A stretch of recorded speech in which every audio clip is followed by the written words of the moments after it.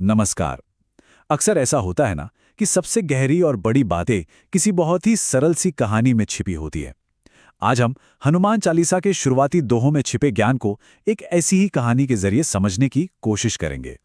ये सवाल हम सबके मन में कभी ना कभी तो आता ही है ना? कि आखिर ये मन भटकता क्यों है? हम एक जगह ध्यान लगाने की कोशिश करते हैं पर हमारे ख्याल कहीं और ही सैर कर रहे होते हैं। खैर, ये एक ऐसा सवाल है जिससे हमारी आज की कहानी का नायक भी जूझ रहा था। तो चलिए मिलते हैं हमारी कहानी के नायक से, जिसका नाम है रामदास। और उसकी जो दुविधा है वो शायद हम में से कई लोगों को बहुत जानी पहचानी लगेगी। कहानी है अयोध्या के पास बसे एक छोटे से गांव की, जहां रामदास नाम का एक नौजवान रहता था। अब यूं तो उसके मन में भगवान के लिए श्रद्धा तो बहुत थी, पर उसकी अपनी कुछ परेशानियां भी थीं। मतलब एक तरह से देखें तो रामदास कई मुश्किलों से घिरा था। पढ़ाई में मन नहीं लगता था, गुस्सा तो जैसे नाक पर ही रहता था और जरा सी नाकामी से हिम्मत हार जाता था। और इन सब की जड़ एक ही थी, उसका मन, जो एक जगह टिकता ही नहीं था। तो एक दिन हारकर, पूरी तरह से हताश होकर वो पहुंचा अपने गुरु के पास और वहां जाकर उसने अपना सारा दुख कह सुनाया।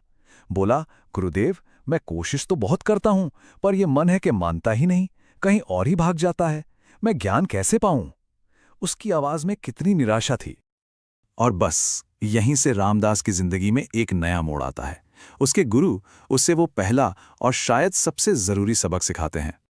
रामदास की बात सुनकर गुरुजी ने उसे डांटा नहीं, बल्कि वो मुस्कुराए, मानो वो उसकी परेशानी की जड़ पहले से जानते हों, और उन्होंने उसे मन को साफ करने की पहली चाबी दी। उन्होंने बस एक दोहा कहा, श्री गुरु चरण सरोज रज निज मनो मुकुरु सुधारे। बस ये एक पंक्ति, और इसी में रामदास की समस्या का हल छिपा था। तो इसका मतलब क्या हुआ? गुरुजी ने समझाया कि देखो, इस दोहे का सार मनु मुकुरु शब्द में है। मनु मतलब मन और मुकुरु मतलब आईना या दर्पण। हमारा मन ठीक एक शीशे की तरह है। अब सोचिए, अगर शीशे पे धूल जमी हो तो क्या उसमें कुछ साफ दिखेगा? नहीं ना। ज्ञान भी ठीक वैसा ही है। वो हमारे मन में तभी साफ साफ झलकेगा जब मन का शीशा साफ हो। और उसे साफ करने वाली चीज क्या है? वो है विनम्रता और गुरु का ज्ञान। ये बात रामदास के दिल में उतर गई। उसकी आंखों में एक उम्मीद की किरण जगी और उसने उसी पल ठान लिया कि अब से हर दिन की शुरुआत वो अपने गुरु और भगवान हनुमान को याद करके करेगा, ताकि उसके मन का आईना हमेशा चमकता रहे। तो ठीक है, रामदास ने पहला कदम तो उठा लिया, पर ज्ञान का रास्ता इतना आसान कहाँ होता है ना? अब उसके सामने एक नई चुनौती आई, और इस बार उसे एक अलग ही तरह की शक्ति की जरूरत थी। हुआ ये कि गुरु की बात मानने से उसका मन पहले से शांत तो हो गया, पर एक नई दिक्कत आ खड़ी हुई, और वो थी आलस। कभी कभी उसका मन काम से उछड़ जाता था। तो इस आलस और कमजोरी से लड़ने के लिए भी रामदास ने एक तरीका निकाला। जब भी ऐसा महसूस होता, वो हनुमान जी की मूर्ति के सामने बैठ जाता, मन ही मन अपनी कमजोरी और अज्ञानता को मानता और आखिर में मदद के लिए एक खास प्रार्थना करता। और वो प्रार्थना थी ये शक्तिशाली दोहा, बुद्धिहीन तनु जानी के सुमिरो पवन कुमार, बल बुद्धि विद्या देओ मोहि हरहु कलेश विकार। देखिए, ये सिर्फ एक प्रार्थना नहीं थी, ये अपनी कमी को स्वीकार करना था और फिर उस कमी को दूर करने के लिए मदद मांगना था। तो इस प्रार्थना में रामदास आखिर मांग क्या रहा था? चलिए समझते हैं। सबसे पहले बल, यानी वो ताकत जिससे मुश्किलों से लड़ा जा सके। फिर बुद्धि, ज्ञान को समझने की वो समझ। और विद्या, यानी असली ज्ञान और हुनर। और आखिर में वो कहता है हरु कलेश बिकार, मतलब मेरे सारे दुख, सारे कलेश और मेरे मन की सारी बुराइयां, इन सबको हर लो, इन्हें दूर कर दो। है ना एक संपूर्ण जीवन के लिए प्रार्थना? तो रामदास की इस लगातार कोशिश, इस अटूट भक्ति का आखिर नतीजा क्या निकला?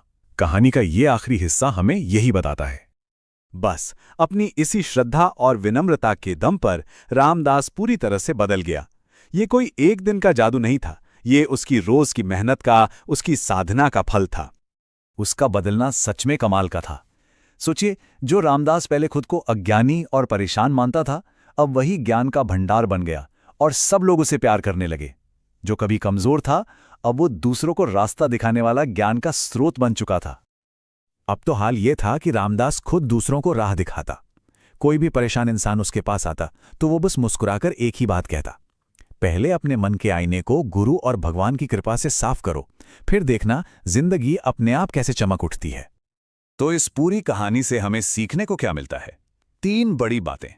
पहली, कि सच्चा ज्ञान तभी मिलता है जब हम अपना अहंकार एक तरफ रख देते हैं। दूसरी, भक्ति में वो शक्ति है जो हमारे मन के अंदर की कमियों जैसे गुस्सा और आलस को भी दूर कर सकती है। और तीसरी, मदद मांगने से हमें शक्ति, बुद्धि और मन की शांति मिलती है। और आखिर में ये कहानी हम सबके सामने एक बहुत बड़ा सवाल छोड़ जाती है। कोई अपने मन के आईने को साफ कैसे कर सकता है? इस कहानी ने हमें एक रास्ता दिखाया है, पर उस रास्ते पर चलने का काम तो हम सबका अपना अपना है।